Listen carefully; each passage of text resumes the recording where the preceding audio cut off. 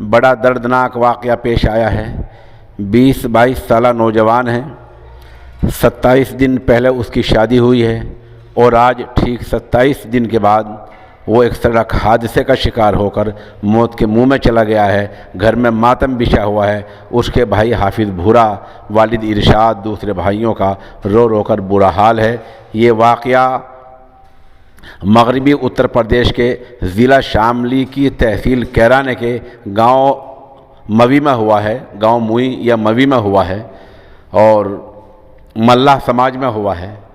اس کی شادی ابھی لنگلا کھیڑا میں 27 دن پہلے ہوئی تھی۔